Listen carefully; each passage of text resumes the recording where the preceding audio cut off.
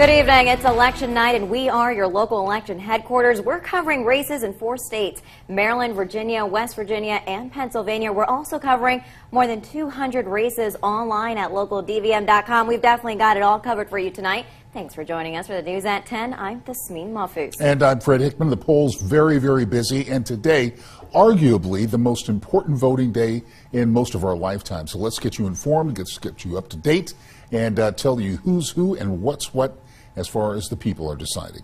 Now, the race for Maryland governor is one of the biggest races on the ballot that everyone has been watching closely. Incumbent Republican Governor Larry Hogan says he's waged a competitive campaign as being challenged by former NAACP president and CEO Ben Jealous, who has received the endorsements of prominent political figures, including former President Barack Obama, U.S. Senator Bernie Sanders, along with 260 other Democratic candidates running for various offices. Take a look at these numbers. Larry Hogan leading with 52% of the votes. He has a little more than 10,000. Now, only 4% of the precincts are reporting thus far, so we'll continue to watch this race. A lot of talk about Maryland governor. Now, Larry Hogan has said, as a Republican in a deeply blue state, Hogan says a dedication to bipartisanship has been what's keeping things moving along. We're going to check in with Larry Hogan right now. Katie Mizuraka stands by live.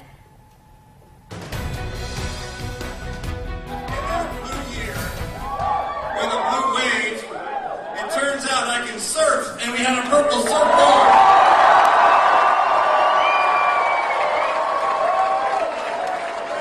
And that was Larry Hogan speaking. Now, if he wins a second term, Hogan said he would continue to put education near the top of his list of priorities. We also know that Larry Hogan would like to bring Amazon to Montgomery County, so we'll continue to watch to see what happens if he wins. And you also heard him talk about his opponent, Ben Jealous, and the fact that they ran a relatively very clean campaign, because we've seen a lot Definitely of mud, compared to others. Yeah, being slung coast to coast and border to border. So, and with just 24% of the votes in, Wolf is leading Scott Wagner by a healthy percentage of 62% to 36%.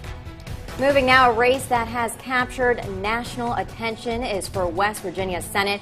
Former West Virginia Attorney General here, Republican Patrick Morrisey, is challenging incumbent West Virginia Democratic Senator Joe Manchin, who has held this seat since 2010.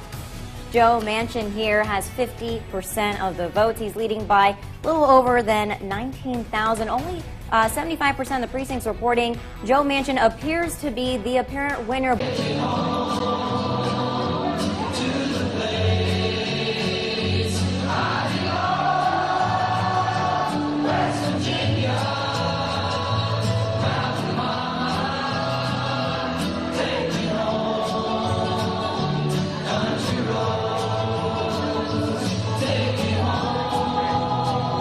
Thanks, Tasmeen and Fred. Patrick Morrisey just wrapped up his concession speech. He spoke down here. There was a lot of high energy now. He's talking to the supporters afterwards. He told us that he called to congratulate Joe Manchin, and he made sure to emphasize that he wants to continue to work with him, he said, in any ways imaginable. Morgan, thanks for joining us. So what has inspired Democratic and Republican voters to get out to the polls this midterm election? Well, guys, first and foremost, Democrats and Republicans have really turned out in this midterm election. CNN has reported that the Senate will stay with Republicans. They'll be the majority in that chamber. We're covering D.C. races as well. We have 200 races that we're covering at localdvm.com. So just grab your phone. You can follow along with the races.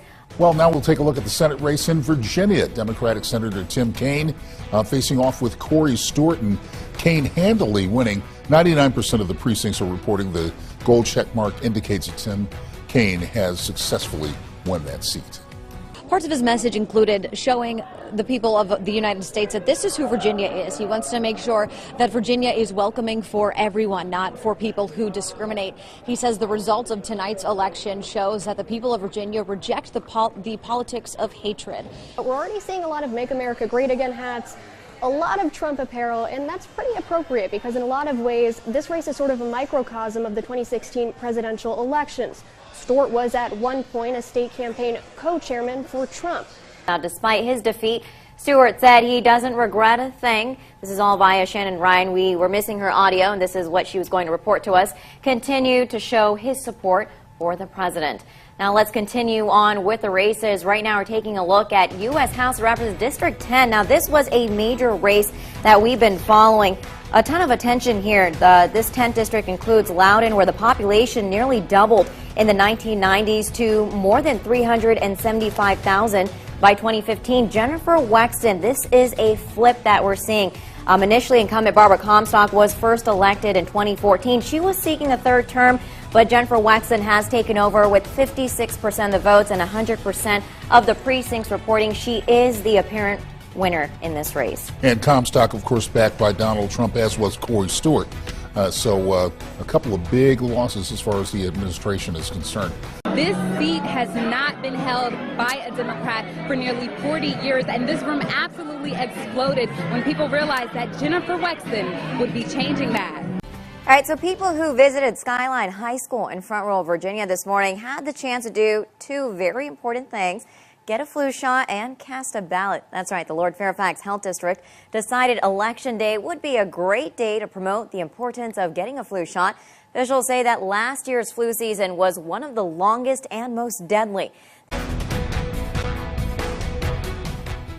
Welcome back in Virginia, continuing on with the results. In the race for Leesburg mayor, incumbent CB Kelly Burke, who was first elected in 2016 and was seeking re-election here, is the apparent winner with 92% of the precincts reporting. She's taking 59% of the votes. Now, Burke is a retired Loudoun County teacher and has served in local government for more than a decade, and looks like she is taking this seat one more time.